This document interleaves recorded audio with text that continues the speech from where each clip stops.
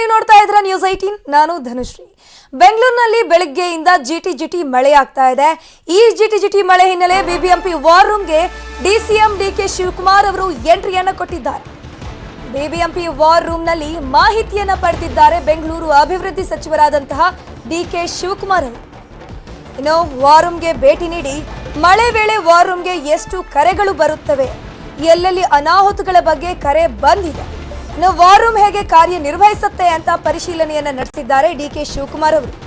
ಇನ್ನು ಇದೇ ವೇಳೆ ಅಧಿಕಾರಿಗಳ ಜೊತೆ ಕೂಡ ಚರ್ಚೆಯನ್ನ ನಡೆಸಿದ್ದಾರೆ ಡಿಸಿಎಂ ಡಿಕೆ ಶಿವಕುಮಾರ್। ಮಳೆ ಅನಾಹುತ ತಡೆಗೆ ಕ್ರಮಗಳನ್ನ ಕೈಗೊಂಡಿದ್ದಾರಲ್ವಾ, ಅದ್ರ ಬಗ್ಗೆ ಚರ್ಚೆಗಳನ್ನು ಕೂಡ ಇಲ್ಲಿ ನಡೆಸಲಾಗಿದೆ।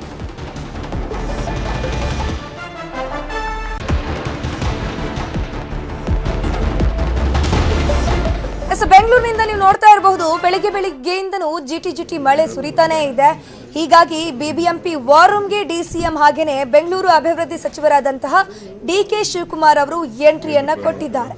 ಬ್ರ್ಯಾಂಡ್ ಬೆಂಗಳೂರು ಕನಸನ್ನು ಹೊತ್ತಿಕೊಂಡಿರುವಂತಹ ಡಿಕೆಶಿ ಅವರು ಬಿಬಿಎಂಪಿ ವಾರ್ ರೂಮ್ಗೆ ಇವತ್ತು ಭೇಟಿಯನ್ನ ನೀಡಿ ಮಾಹಿತಿಯನ್ನ ಪಡೆದಿದ್ದಾರೆ।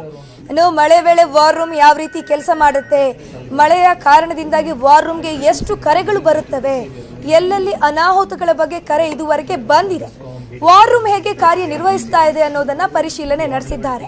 ಇನ್ನು ಇದೇ ವೇಳೆ ಮಳೆ ಅನಾಹುತ ತಡೆಗೆ ಕೈಗೊಂಡ ಕ್ರಮಗಳ ಬಗ್ಗೆ ಕೂಡ ಅಧಿಕಾರಿಗಳ ಜೊತೆ ಡಿಕೆ ಶಿವಕುಮಾರ್ ಅವರು ಚರ್ಚೆಯನ್ನ ನಡೆಸಿದ್ದಾರೆ। ಏನೇನು ಕಂಪ್ಲೇಂಟ್ಸ್ ಬರ್ತಾ ಇದೆ, ಮಳೆ ಬೀಳ್ತಾ ಗುಂಡಿಗಳೇನಾದ್ರು ಇದೆಯಾ, ಅದೇನಾದ್ರು ಜನ ಏನಾದ್ರು ಕಂಪ್ಲೇಂಟ್ ಕೊಟ್ಟಿದಾರಾ, ಮರ ಬೀಳ್ತಾ ಇದೆಯಾ, ಇವೆಲ್ಲ ಬಹಳ ಕಂಪ್ಲೇಂಟ್ಸ್ ಎಲ್ಲ ಜನ ನೂರಾರು ಜನ ಫೋನ್ ಮಾಡ್ತಾ ಇರ್ತಾರೆ। ಅದಕ್ಕೆ ಅವ್ರು ಆನ್ಸರ್ ಮಾಡ್ತಾ ಇದಾರಾ ಇಲ್ವಾ, ತಕ್ಷಣ ಆ ಲೋಕಲ್ ಏರಿಯಾ ಅವ್ರಿಗೆ ಮೆಸೇಜ್ ಕಮ್ಯುನಿಕೇಟ್ ಮಾಡ್ತಾ ಇದಾರಾ, ಇವೆಲ್ಲ ಕೂಡ ತಿಳ್ಕೊಳ್ಬೇಕು। ಆಮೇಲೆ ವಾರ್ ರೂಮ್ ಯಾವ ರೀತಿ ಕೆಲಸ ಆಗ್ತಾ ಇದೆ, ಕಂಟ್ರೋಲ್ ರೂಮ್ ಯಾವ ರೀತಿ ಕೆಲಸ ಆಗ್ತಾ ಇದೆ, ಕಾಲುವೆಗಳಿದೆ, ದೊಡ್ಡ ಕಾಲುವೆಗಳು, ಅದರಲ್ಲಿ ಎಷ್ಟು ನೋಡಿ, ಅದರಲ್ಲಿ ಎಷ್ಟು % ನೀರು ಹೋಗ್ತಾ ಇದೆ ಅಂತ ಅಲ್ಲಿ ಬರ್ತಾ ಇದೆ। ಕೆಲವು 37% ಇದೆ, ಕೆಲವು 18% ಇದೆ। ಸೊ ಅಂತ ಸಂದರ್ಭದಲ್ಲಿ ಜಾಸ್ತಿ ಹೋದಾಗ ಏನ್ ಮಾಡಬೇಕು ಎತ್ತ, ಇವೆಲ್ಲ ಸ್ವಲ್ಪ ಸರಿಯಾಗಿ ಕೆಲಸ ಮಾಡ್ತಾ ಇದಾರ ಅಂತ ನೋಡ್ಲಿಕ್ಕೆ ಬಂದಿದೆ। ಪ್ರಜಾಪ್ರಭುತ್ವ ವ್ಯವಸ್ಥೆಯಲ್ಲಿ ಸರ್ಕಾರ ನಡೆಯೋದೇ ಸಂಖ್ಯಾಬಲದ ಭದ್ರತೆಯ ಮೇಲೆ। ಸುಭದ್ರ ಬಹುಮತ ಬಂದಾಗ ಸರ್ಕಾರ ಕೂಡ ಭದ್ರವಾಗಿರುತ್ತೆ ಅನ್ನೋದು ಸಹಜ ನಂಬಿಕೆ। ಆದ್ರೆ ಈ ಸುಭದ್ರ ಸರ್ಕಾರಕ್ಕೂ ಆಪರೇಷನ್ ಅಭದ್ರತೆ ಕಾಡ್ತಿದೆ। ಫಾರಿನ್ ಸಿಟಿಯಲ್ಲಿ ಲೋಕಲ್ ಲೀಡರ್ ಆಪರೇಷನ್ ಮಾಡ್ತಿದ್ದಾರೆ ಅನ್ನೋ ಸುದ್ದಿ ಹಲ್ಚಲ್ ಎಬ್ಬಿಸಿದೆ। ಲೋಕಸಭೆವರೆಗೆ ಸರ್ಕಾರ ಅಷ್ಟೇ ಅಂದಿದ್ರು ಕುಮಾರಸ್ವಾಮಿ। ಏನು ಬೇಕಾದ್ರೂ ರಾಜಕಾರಣದಲ್ಲಿ ಆಗಬಹುದು, ಯಾವ ಅಜಿತ್ ಪವರ್ ಇಲ್ಲೋ ಬಿಟ್ಕೋತಾರ। 6 ತಿಂಗಳಷ್ಟೇ ಸರ್ಕಾರ ಅಂದಿದ್ರು ಅಶೋಕ್ ಬೊಮ್ಮಾಯಿ। ಈ ಸರ್ಕಾರ ಬಹಳ ದಿನ ಉಳಿಯಲ್ಲ, ರಾಜಕಾರಣದಲ್ಲಿ ಯಾವ ಸಂದರ್ಭದಲ್ಲಿ ಏನಾಗುತ್ತೆ ಗೊತ್ತಿಲ್ಲ। ಫಾರಿನ್ನಲ್ಲಿ ಕೂತು ಸರ್ಕಾರ ಬೀಳಿಸೋ ಪ್ರಯತ್ನ, ಆಪರೇಷನ್ ಸಿಂಗಾಪುರ ಅಂತ ಡಿಸಿಎಂ ಹೊಸ ಬಾಂಬ್। 136 ಸೀಟು ಗೆದ್ದಿರೋ ಬಹುಮತದ ಕಾಂಗ್ರೆಸ್ ಸರ್ಕಾರ ಹೆಚ್ಚು ದಿನ ಇರಲ್ಲ ಅಂತ ಬಿಜೆಪಿಯ ಘಟಾನುಘಟಿಗಳು ನವೆಂಬರ್ಗೋ ಡಿಸೆಂಬರ್ಗೋ ಅಬ್ಬಬ್ಬಾ ಅಂದ್ರೆ ಲೋಕಸಭೆವರೆಗೂ ಅಷ್ಟೇ ಈ ಸರ್ಕಾರ ಅಂದಿದ್ರು ಕುಮಾರಸ್ವಾಮಿ। ಬಹುಮತದ ಸರ್ಕಾರವನ್ನ ಯಾರೂ ಅಲುಗಾಡಿಸಲು ಆಗಲ್ಲ ಅಂತ ಎದೆಯುಬ್ಬಿಸಿ ಕಾಂಗ್ರೆಸ್ನವರು ಆಗಾಗ ಡೈಲಾಗ್ ಮೇಲೆ ಡೈಲಾಗ್ ಬಿಡುತ್ತಿದ್ರು। ಆದ್ರೀಗ ಕಾಂಗ್ರೆಸ್ನವರಿಗೂ ಒಳಗೊಳಗೆ ನಡುಕ ಶುರುವಾಗಿದೆ ಅನ್ಸುತ್ತೆ। ಅದಕ್ಕೆ ಸಾಕ್ಷಿ ಇವತ್ತು ಡಿಕೆ ಶಿವಕುಮಾರ್ ಆಡಿದ 2 ಸಾಲಿನ ಮಾತು। ಸಿಂಗಾಪುರದಲ್ಲಿ ಸರ್ಕಾರ ಬೆಳೆಸುವಂತ ಕೆಲಸ ನೋಡೋಣ, ನಮಗೂ ಎಲ್ಲ ಕೆಲವು ಇನ್ಫಾರ್ಮೇಶನ್ ಇದೆ ಎಲ್ಲ, ಅವ್ರದ್ದೇನೋ ಒಂದು ತಂತ್ರ ಬೆಂಗಳೂರಲ್ಲಿ ಮಾಡೋದ್ ಬಿಟ್ಟು ಈಗ ಎಲ್ಲ ಹೊರಗಡೆ ಹೋಗಿ ಮಾಡಕ್ಕೇನೋ ನಡೀತಾ ಇದೆ, ಗೊತ್ತಿದೆ। ಸಿಂಗಾಪುರದಲ್ಲಿ ಸರ್ಕಾರ ಬೆಳೆಸುವಂತ ಕೆಲಸ ನೋಡೋಣ, ನಮಗೂ ಎಲ್ಲ ಕೆಲವು ಇನ್ಫಾರ್ಮೇಶನ್ ಇದೆ ಎಲ್ಲ, ಅವ್ರದ್ದೇನೋ ಒಂದು ತಂತ್ರ ಬೆಂಗಳೂರಲ್ಲಿ ಮಾಡೋದ್ ಬಿಟ್ಟು ಈಗ ಎಲ್ಲ ಹೊರಗಡೆ ಹೋಗಿ ಮಾಡಕ್ಕೇನೋ ನಡೀತಾ ಇದೆ, ಗೊತ್ತಿದೆ। ಡಿಕೆ ಶಿವಕುಮಾರ್ ಸುಮ್ಮನೆ ಹೇಳಲ್ಲ, ಪಕ್ಕಾ ಮಾಹಿತಿ ನನಗೂ ಇದೆ ಅಂತ ಹೇಳೋ ಮೂಲಕ ವಿದೇಶದಲ್ಲಿ ಕೂತು ಸರ್ಕಾರ ಬೀಳಿಸೋಕೆ ಆಪರೇಷನ್ ಆಗ್ತಿದೆ ಅನ್ನೋದು ನಿಜ ಅಂತ ಒಪ್ಕೊಂಡ್ರು। ಕಾಕತಾಳೀಯವೇನೋ ಎಂಬಂತೆ ಗೊತ್ತಿಲ್ಲ, ಡಿಕೆ ಶಿವಕುಮಾರ್ ಹೇಳಿಕೆಗೂ ಮೊದಲೇ ಅಂದ್ರೆ ನಿನ್ನೆಯೇ ಕುಮಾರಸ್ವಾಮಿ ವಿದೇಶಕ್ಕೆ ಹಾರಿದ್ದಾರೆ। ಕುಟುಂಬ ಸಮೇತ ಕುಮಾರಸ್ವಾಮಿ ಸೈಲೆಂಟ್ ಆಗಿ ಯುರೋಪ್ ಪ್ರವಾಸಕ್ಕೆ ಹೋಗಿರೋದು ಅಚ್ಚರಿಗೆ ಕಾರಣವಾಗಿದೆ। ಸಿಂಗಾಪುರದಲ್ಲಿ ಸರ್ಕಾರ ಬೀಳಿಸೋ ಪ್ಲಾನ್ ಆಗ್ತಿದೆ ಅನ್ನೋದು ನಿಜ, ಯಾರು ಮಾಡ್ತಿದ್ದಾರೆ ಅನ್ನೋ ಪ್ರಶ್ನೆ ಇತ್ತು। ಇದಕ್ಕೆ ಉತ್ತರ ಬಿಜೆಪಿಯವರೇ ಕೊಟ್ಟರು। ಜೊತೆಗೆ ಸಿದ್ದರಾಮಯ್ಯ ರಾಜೀನಾಮೆ ಕೊಟ್ಟು ಚರಿತ್ರೆ ಸೃಷ್ಟಿಸಲಿ ಅಂತಾನೆ ಸರ್ಕಾರದ ವಿರುದ್ಧ ಪ್ಲಾನ್ ಬಿ ರೆಡಿ ಮಾಡ್ತಿದ್ದಾರೆ. ನೋಡೋಣ, ನಮಗೂ ಎಲ್ಲ ಕೆಲವು ಇನ್ಫಾರ್ಮೇಶನ್ ಇದೆ ಸರ್. ಎಲ್ಲ ಅವ್ರದ್ದೇನೋ ಒಂದು ತಂತ್ರ ಬೆಂಗಳೂರಲ್ಲಿ ಮಾಡೋದ್ ಬಿಟ್ಟು ಈಗ ಎಲ್ಲ ಹೊರಗಡೆ ಹೋಗಿ ಮಾಡಕ್ಕೇನೋ ನಡೀತಾ ಇದೆ ಗೊತ್ತಿದೆ. ಕುಮಾರಸ್ವಾಮಿ ಅವರು ಅಲ್ಲೋಗ್ಬಿಟ್ಟು ಸರ್ಕಾರವನ್ನ ಬೀಳ್ಸಕ್ ಹೋಗಿದ್ದಾರೆ ಅಂತ ನಾನ್ ನಂಬಲ್ಲ. ತೆರೆಯ ಮರೆಯಲ್ಲಿ ಸಾಕಷ್ಟು ವಿಷಯಗಳು ಚರ್ಚೆ ಆಗ್ತಾ ಇದೆ. ಸಿದ್ದರಾಮಯ್ಯ ಅವರು ಬೇರೆಯವರಿಗೆ ಮುಖ್ಯಮಂತ್ರಿ ಆಗೋದಕ್ಕೆ ಭಾಗ್ಯವನ್ನ ಕೊಡ್ತಾರಾ ಅನ್ನುವಂತ ಪ್ರಶ್ನೆ ರಾಜ್ಯದಲ್ಲಿ ಚರ್ಚೆ ನಡೀತಾ ಇದೆ. ಸರ್ಕಾರ ಕೆಡವಲು ಆಪರೇಷನ್ ಫಾರಿನ್ ನಡೀತಿದೆ ಅನ್ನೋ ಡಿಕೆಶಿ ಮಾತಿಗೆ ಬಿಜೆಪಿಯ ರವಿಕುಮಾರ್ ಕೊಟ್ಟ ಹೇಳಿಕೆ ಇದು. ಸರ್ಕಾರನ ಬಿಜೆಪಿಯವರು ಬೀಳಿಸ್ತಾರೋ ಜೆಡಿಎಸ್ನವರು ಬೀಳಿಸ್ತಾರೋ, ಬೀಳಿಸೋಕಾಗುತ್ತೋ ಇಲ್ವೋ ಕಾಲವೇ ಉತ್ತರಿಸಬೇಕು. ಆದ್ರೆ ಸಿದ್ದರಾಮಯ್ಯ ಸಿಎಂ ಸ್ಥಾನಕ್ಕೆ ರಾಜೀನಾಮೆ ಕೊಟ್ಟು ದಲಿತರನ್ನ ಸಿಎಂ ಮಾಡ್ಲಿ ಅಂತಾನೆ ಸರ್ಕಾರದ ವಿರುದ್ಧ ಬಿಜೆಪಿ ಸಮರ ಸಾರಿದೆ. ಇವತ್ತು ಕಾಂಗ್ರೆಸ್ ಅವ್ರ ಸಹಕಾರ ಇಲ್ದೇರೆ ಯಾರು ಏನು ಮಾಡ್ಲಿಕ್ಕಾಗಲ್ಲ. ಕಾಂಗ್ರೆಸ್ಸಿನ ಶಾಸಕರ ಸಹಾಯ ಬೇಕು. ಮತ್ತು ನಿಮಗೂ ಗೊತ್ತಿದೆ, ಸಂಖ್ಯೆಯನ್ನು ಕಮ್ಮಿ ಸಂಖ್ಯೆಯನ್ನು ಬೇಕಾಗಿಲ್ಲ, ಬಹಳ ದೊಡ್ಡ ಸಂಖ್ಯೆನಲ್ಲಿ ಬೇಕಾಗಿದೆ. ಅಂದ್ರೆ ಬಹಳ ದೊಡ್ಡವರೇನೆ ಇದಕ್ಕೇನೋ ಸಹಕಾರ ಕೊಟ್ಟಂಗೇನೋ ಎದ್ದು ಕಾಣ್ತಿದೆ. ದಲಿತ ಪ್ರೇಮ ಸಿದ್ದರಾಮಯ್ಯನಿಗಿದ್ದಿದ್ರೆ ಒಂದು ಸಾರಿ ಮುಖ್ಯಮಂತ್ರಿ ಆಗಿದ್ರಿ ತಾವು. ಕಾಲ ಏನು ಮೀರಿಲ್ಲ. ಈಗಲೂ ನಾಳೆ ರಿಸೈನ್ ಮಾಡಿ ಹೇಳ್ಕೊಳ್ಳಿ, ನೋಡು ನಾನು ತ್ಯಾಗ ಮಾಡಿ ದಲಿತರಿಗೆ ಮುಖ್ಯಮಂತ್ರಿಯನ್ನ ಮಾಡಿದ್ದೀನಿ ಅನ್ನೋ ದೊಡ್ಡ ಹೆಸರು ಬರಲಿ ನಿಮಗೆ. ಕೊಡಿ, ಪರಮೇಶ್ವರ್ಗೋ KH ಮುನಿಯಪ್ಪನವ್ರಿಗೋ ಯಾರಿಗಾದ್ರೂ ಕೊಡಿ. ಬಿಜೆಪಿಯವರು ಬಾಯಿ ಮಾತಲ್ಲಷ್ಟೇ ಸರ್ಕಾರ ಕೆಡುವ ಮಾತಾಡ್ತಿಲ್ಲ, ಸರ್ಕಾರದ ವಿರುದ್ಧ ಕೆಲವು ರಣತಂತ್ರನೂ ಮಾಡುತ್ತಿದ್ದಾರೆ. ಅಧಿಕಾರಿಗಳ ವರ್ಗಾವಣೆ ಮೇಲೆ ನಿಗಾ ಇಟ್ಟಿದ್ದಾರೆ. ಎಲ್ಲಾ ಕಾಮಗಾರಿಗಳ ಮಾಹಿತಿ ಸಂಗ್ರಹ ಮಾಡುತ್ತಿದ್ದಾರೆ.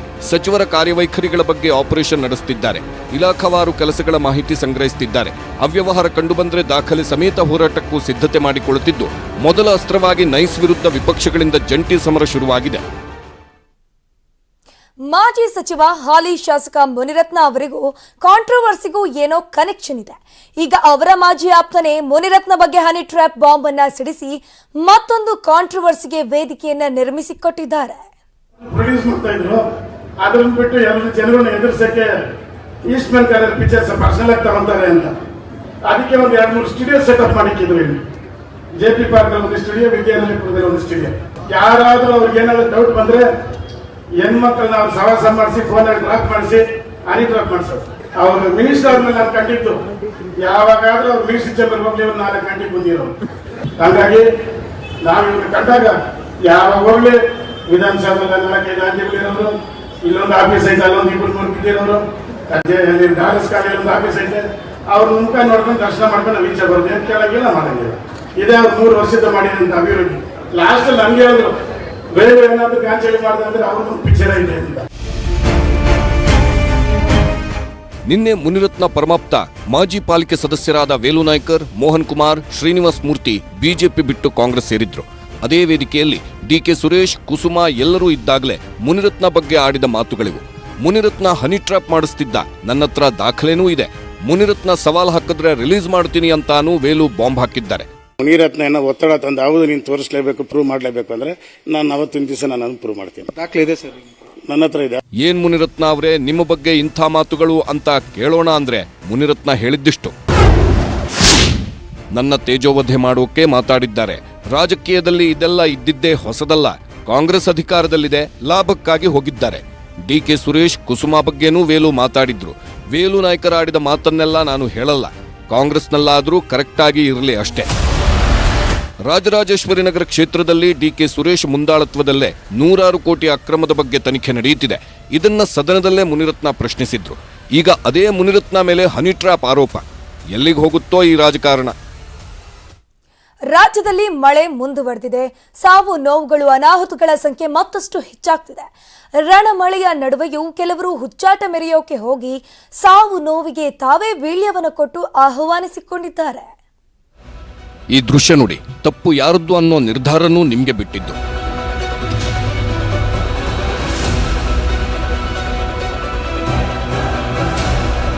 ಜಲಪಾತದಲ್ಲಿ ಜಾರಿ ಬಿದ್ದ ಈ ಹುಡುಗ ಭದ್ರಾವತಿ ಮೂಲದ ಶರತ್ ಕುಮಾರ್. ನಿನ್ನೆ ಉಡುಪಿಯ ಅರಿಶಿನಗುಂಡಿ ಫಾಲ್ಸ್ನಲ್ಲಿ ಅರಣ್ಯ ಇಲಾಖೆ ಕಣ್ತಪ್ಪಿಸಿ ಶರತ್ ಮತ್ತು ಆತನ ಸ್ನೇಹಿತ ಬಂದು ರೀಲ್ಸ್ ಮಾಡ್ತಿದ್ರು. ಶರತ್ ಫಾಲ್ಸ್ ತುದಿಗೆ ಬಂದು ರೀಲ್ಸ್ಗೆ ಪೋಸ್ ಕೊಡಲು ಹೋಗಿ ಜಾರಿ ಬಿದ್ದು ಕೊಚ್ಚಿ ಹೋಗಿದ್ದಾನೆ. ನಿನ್ನೆ ರಾತ್ರಿಯಿಂದಲೂ ಪೊಲೀಸರು, ಸ್ಥಳೀಯ ಜನ, ಅರಣ್ಯ ಸಿಬ್ಬಂದಿ ಹುಡುಕಾಡಿದ್ರು. ಶರತ್ ಕುಮಾರ್ ಬದುಕಿದ್ದಾನಾ ಇಲ್ವಾ ಅನ್ನೋ ಸುಳಿವು ಸಿಕ್ಕಿಲ್ಲ. ಅಬ್ಬರಿಸ್ತಿರೋ ಮಳೆ, ತುಂಬಿ ಹರಿಯೋ ಹೊಳೆಯಲ್ಲಿ ಇಂಥ ದುಸ್ಸಾಹಸ ಬೇಕಿತ್ತ? ಈ ದೃಶ್ಯ ನೋಡಿ, ಇದು ಬಾಗಲಕೋಟೆಯ ಚಿಕ್ಕಪಡಸಲಗಿ ಗ್ರಾಮದ ಶ್ರಮಬಿಂದು ಸಾಗರ. ಡ್ಯಾಂ ಭರ್ತಿಯಾಗಿ ಹೊರಗೆ ನೀರು ಬಿಡಲಾಗಿದೆ. ಈ ಕಡೆನೂ ನೀರು, ಆ ಕಡೆಯೂ ನೀರು. ಆದರೂ ಸಣ್ಣ ಕಾಲುವೆ ಮೇಲೆ 4-5 ಹುಡುಗರು ಮೋಜು ಮಸ್ತಿ ಮಾಡುತ್ತಿರೋದು. ಜನ ವಾಪಸ್ ಬಂದ್ರಪ್ಪ ಅಂದ್ರೂ ಕೇಳಲಿಲ್ಲ. ಅದೃಷ್ಟ ನೆಟ್ಟಿಗಿತ್ತು, ಪೊಲೀಸರು ಬರ್ತಾವ್ರೆ ಅಂತಿದ್ದಂಗೆ ಜಾಗ ಖಾಲಿ ಮಾಡಿದ್ರು.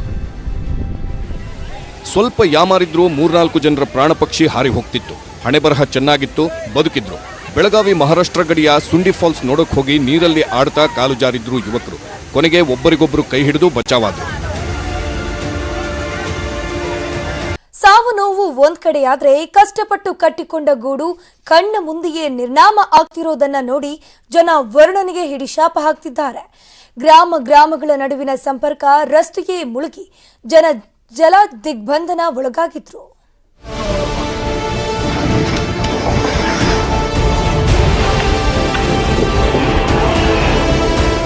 ಕಣ್ಣೆದುರೇ ಕುಸಿದು ಬಿತ್ತು.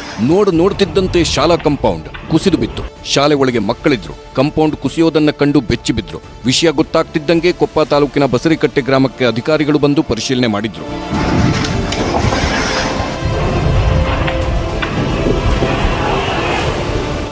ಹಾಸನದ ಬೇಲೂರು ತಾಲೂಕಿನ ಪಡವಳಲು ಗ್ರಾಮದಲ್ಲಿ ಮಹೇಶ್ ಅನ್ನೋರ ಮನೆ ಕುಸಿದು ಬಿದ್ದಿದೆ. 2 ದಿನದ ಹಿಂದೆಯೇ ಮನೆ ಕುಸಿಯೋ ಆತಂಕದಲ್ಲಿದ್ದ ಕುಟುಂಬ ದನದ ಕೊಟ್ಟಿಗೆಗೆ ಶಿಫ್ಟ್ ಆಗಿತ್ತು. ಹಾಗಾಗಿ ಎಲ್ಲರೂ ಬಚಾವಾಗಿದ್ದಾರೆ. ಶಿವಮೊಗ್ಗದ ಸಾಗರ ತಾಲೂಕಿನ ಜೈಲಿನ ತಡೆಗೋಡೆಯೇ ಕುಸಿದಿದೆ. ಖೈದಿಗಳು ಯಾವಾಗ ಎಸ್ಕೇಪ್ ಆಗ್ತಾರೋ ಅನ್ನೋ ಭಯದಲ್ಲಿ ಇದ್ದವರನ್ನೆಲ್ಲ ಪೊಲೀಸರು ಬಂದಿಖಾನೆಯಲ್ಲಿ ಬಂಧಿ ಮಾಡಿದ್ದಾರೆ. ಇನ್ನೊಂದೆಡೆ ಶಿವಮೊಗ್ಗದ ಸೊರಬದಲ್ಲಿ ತೆಂಗಿನ ಮರ ಬಿದ್ದು ಗೋಡೌನ್ ಮೇಲ್ಛಾವಣಿ ಮತ್ತು ಕಾರು ನಜ್ಜುಗುಜ್ಜಾಗಿದೆ. ಹಾವೇರಿ ನಗರದ ರಜಪೂತ ಗಲ್ಲಿಯಲ್ಲಿರೋ ಅಜ್ಜಿಯ ಕಣ್ಣಲ್ಲಿ ಮಳೆರಾಯ ಕಣ್ಣೀರು ಹಾಕಿಸಿದ್ದಾನೆ. ಇದ್ದ ಒಂದು ಮನೆಯನ್ನು ಮಳೆರಾಯ ಕಸಿದುಕೊಂಡಿದ್ದಾನೆ. ಕಿವಿ ಕೇಳಿಸದ 80 ವರ್ಷದ ರುದ್ರಮ್ಮ ಮನೆಯಲ್ಲಿ ಬೆಚ್ಚಗೆ ಮಲಗಿದ್ರು. ಯಾವಾಗ ಮಣ್ಣು ಇಟ್ಟಿಗೆ ಬಿತ್ತೋ ಥಟ್ ಅಂತ ಎದ್ದು ಬಂದು ಪ್ರಾಣ ಉಳಿಸ್ಕೊಂಡ್ರು. ಮನೆ ಬಿದ್ದಿಂದ ಎದಿ ಹೊಡ್ಕೊಂಡಂಗಾತು. ಬಿಟ್ಟಕ್ಕೆ ಅಲ್ಲೇ ಬಂಡೆದ್ದ ಮುರ್ಕೊಂಡ್ರಲ್ಲಿ ಅಂತ ಮಿತ ಬಂದ್ಬಿಟ್ಟೆ. ಸೋರುತಿಹುದು ಸರ್ಕಾರಿ ಕಟ್ಟಡ. ಒಳಗಿದ್ದ ದಾಖಲೆಗಳೆಲ್ಲ ನೀರಿಗಾಹುತಿ. ಮಳೆ ಬಂದ್ರೆ ಸಾಕು, ನೀರು ಕ್ಲೀನ್ ಮಾಡಿ ಹೊರಹಾಕೋದೇ ನಿತ್ಯ ಕೆಲಸ. ಇದು ಹಾವೇರಿ ಜಿಲ್ಲಾ ಭೂಮಾಪನ ಇಲಾಖೆ ಕಟ್ಟಡದ ಕರ್ಮಕಾಂಡ. ಸಮಸ್ಯೆ ಹೇಳಿದ್ರೂ ಡಿಸಿನೂ ತಲೆ ಕೆಡಿಸ್ಕೊಂಡಿಲ್ಲ, ಎಸಿನೂ ತಲೆ ಕೆಡಿಸ್ಕೊಂಡಿಲ್ಲ. ಪರೀಕ್ಷೆಗೆ ಹಾಜರಾಗಲು ಪದವಿ ವಿದ್ಯಾರ್ಥಿಗಳು ಪ್ರಾಣಾನು ಪಣಕ್ಕಿಡಬೇಕು. ಅಂಥ ಪರಿಸ್ಥಿತಿ. ಪ್ರವಾಹದ ನೀರಿನಲ್ಲೇ ಎಕ್ಸಾಮ್ ಬರೆಯಲು ಹೊರಟ ಇವರೆಲ್ಲ ಪಂಜಾ ಹಾಗೂ ಇತರ ಭಾಗದಿಂದ ಸುಬ್ರಹ್ಮಣ್ಯ ಕಾಲೇಜಿಗೆ ಬರುವ ವಿದ್ಯಾರ್ಥಿಗಳು. ಸುಬ್ರಹ್ಮಣ್ಯ ಮಂಜೇಶ್ವರ ರಾಜ್ಯ ಹೆದ್ದಾರಿ ಮುಳುಗಿದ ಪರಿಣಾಮ ವಾಹನಗಳಿಲ್ಲ. ಹಾಗಾಗಿ ಈ ಸಮಸ್ಯೆ. ಇನ್ನು ಬೈಂದೂರಲ್ಲಿ ಜೋರು ಮಳೆ ಆಗ್ತಿದ್ದು 10 ಗ್ರಾಮಗಳ ಸಂಪರ್ಕ ಕಡಿತವಾಗಿದೆ. ಹಲವೆಡೆ ರಸ್ತೆಗಳೇ ಕುಸಿದಿದೆ. ಇನ್ನು ಕೊಡಗಿನ ಭಾಗಮಂಡಲ ಸಂಪೂರ್ಣ ಜಲಾವೃತವಾಗಿದ್ದು ತಲಕಾವೇರಿ ಭಾಗದ ಜನ ರಸ್ತೆ ಸಂಪರ್ಕವನ್ನೇ ಕಳ್ಕೊಂಡಿದ್ದಾರೆ. ಉತ್ತರ ಕನ್ನಡದ ಸಿದ್ದಾಪುರ ತಾಲೂಕಿನ ಹೆಗ್ಗರಣಿಯ ಉಂಚಳ್ಳಿ ಜಲಪಾತ ಭೋರ್ಗರೆಯುತ್ತಿದೆ. ಗಂಗಾವಳಿ ನದಿ ತಟದ ಜನರಲ್ಲಿ ಪ್ರವಾಹದ ಭೀತಿ ಎದುರಾಗಿದ್ದು ಕದ್ರಾ ಜಲಾಶಯ, ಕೆಳದಂಡೆ ಮತ್ತು ಕಾಳಿ ನದಿ ತಟದ ಗ್ರಾಮಸ್ಥರಿಗೂ ಪ್ರವಾಹ ಮುನ್ಸೂಚನೆ ನೀಡಿದ್ದಾರೆ. ಇನ್ನೊಂದು ಕಡೆ ಅಘನಾಶಿನಿ ಅಬ್ಬರ ಡ್ರೋನ್ನಲ್ಲಿ ಸೆರೆಯಾಗಿದೆ.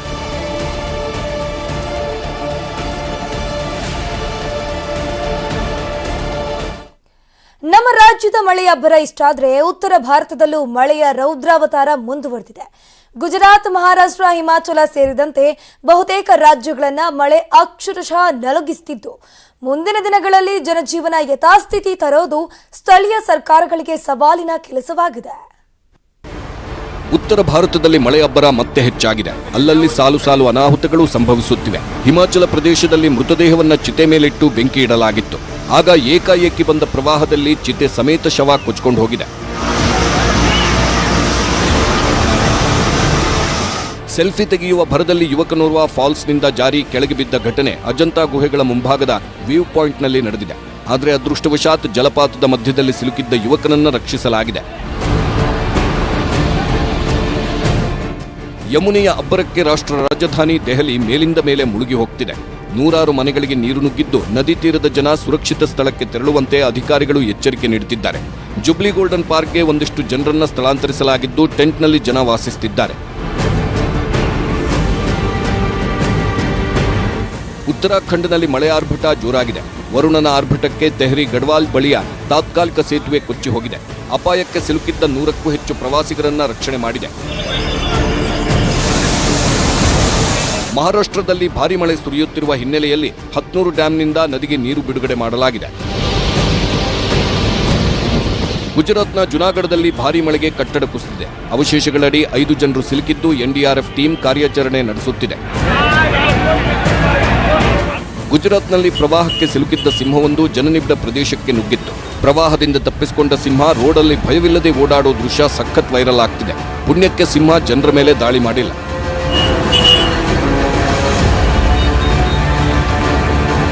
ಪ್ರವಾಹದಲ್ಲಿ ಸಿಲುಕಿದ್ದ ಕೋತಿಮರಿಗಳಿಗೆ ವ್ಯಕ್ತಿಯೊಬ್ಬ ಹಾಲು ಕುಡಿಸಿ ಮಾನವೀಯತೆ ಮೆರೆದಿದ್ದಾನೆ.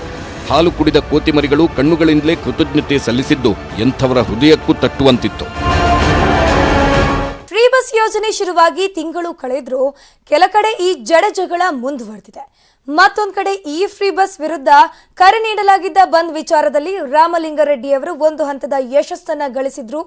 ಆದರೆ ಆಗ್ತಿರೋ ನಷ್ಟಕ್ಕೆ ಮತ್ತಷ್ಟು ನಷ್ಟ ಸುರಿಸೋ ಯತ್ನವನ್ನ ಇಲಾಖೆಯಲ್ಲೇ ನಡೆಯುತ್ತಿದೆಯಂತೆ. ಶಕ್ತಿ ಯೋಜನೆ ಎಡವಟ್ಟುಗಳು ಒಂದಾ ಎರಡ. ಹೆಣ್ಣು ಹೈಕ್ಳ ಪವರ್ಗೆ ಬಸ್ಗಳ ಡೋರ್ಗಳೇ ಕಿತ್ಕೊಂಡು ಹೋಗಿದ್ವು. ಇದೀಗ ತುಮಕೂರಿನಲ್ಲಿ ಸೀಟ್ಗಾಗಿ ಬಸ್ನಲ್ಲೇ ಹೆಣ್ಮಕ್ಳು ಹೊಡೆದಾಡಿಕೊಂಡಿದ್ದಾರೆ. ಬಿಡಿಸಲು ಹೋದ ಕಂಡಕ್ಟರ್ಗೂ ಒಂದು ಏಟು ಬಿದ್ದಿದೆ.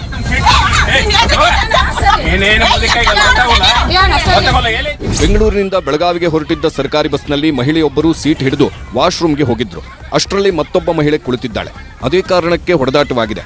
ಕೆರಳಿದ ಕಂಡಕ್ಟರ್ ತುಮಕೂರು ಟೌನ್ ಠಾಣೆಯ ಎದುರು ಬಸ್ ನಿಲ್ಲಿಸಿ ಕಂಪ್ಲೇಂಟ್ ಕೊಟ್ಟು ಹೋಗಿದ್ದಾನೆ.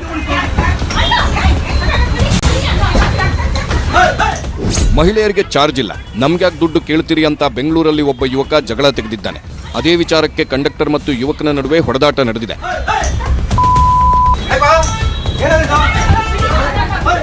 ಬೆಂಗಳೂರು ಜನರೇ, ನಿಮ್ಗೊಂದು ಸಿಹಿ ಸುದ್ದಿ ಇದೆ. ಶಕ್ತಿ ಯೋಜನೆ ಹೊಡೆತದಿಂದ 35 ವಿವಿಧ ಸಾರಿಗೆ ಸಂಘಟನೆಗಳು ಜುಲೈ 27ರಂದು ಬಂದ್ಗೆ ಕರೆ ನೀಡಿದ್ವು. ಆದರೆ ರಾಮಲಿಂಗಾರೆಡ್ಡಿ ಸಭೆ ಬಳಿಕ ಮನಸ್ಸು ಬದಲಿಸಿವೆ. ಟ್ರಾನ್ಸ್ಪೋರ್ಟ್ ಇಲಾಖೆಗೆ ಸಂಬಂಧಪಟ್ಟ ಹಾಗೆ ಅದನ್ನು ತಕ್ಷಣ ಮಾಡಿಸ್ಬಿಡ್ತೀನಿ. ನಾನು ಮುಷ್ಕರ ಮಾಡೋದು ಬೇಡ ಅಂತ ಹೇಳಿದ್ದೀನಿ. ಅವರು ಕೂಡ ನನ್ನ ಮಾತಿಗೆ ಮನ್ನಣೆ ಕೊಟ್ಟು ಮುಷ್ಕರ ಮಾಡೋದಿಲ್ಲ ಅಂತ ನನಗಂತೂ ವಿಶ್ವಾಸ ಇದೆ. ಶಕ್ತಿ ಯೋಜನೆ ರಾಜ್ಯ ಸರ್ಕಾರದ ಬೊಕ್ಕಸಕ್ಕೆ ಹೊಡೆತ ಕೊಡುತ್ತಿದೆ. ಮಹಿಳೆಯರು ಕೇಳಿದ ಸ್ಟಾಪ್ ಬಿಟ್ಟು ಬೇರೊಂದು ಸ್ಟಾಪ್ ಟಿಕೆಟ್ ಕೊಡಲಾಗ್ತಿದೆಯಂತೆ. ಕಂಡಕ್ಟರ್ಗಳ ಈ ನಡೆಯಿಂದ ಸಾರಿಗೆ ಇಲಾಖೆಗೆ ದೊಡ್ಡ ಲಾಭವಾದರೆ ಸರ್ಕಾರಕ್ಕೆ ಲಾಸ್ ಆಗ್ತಿದೆ.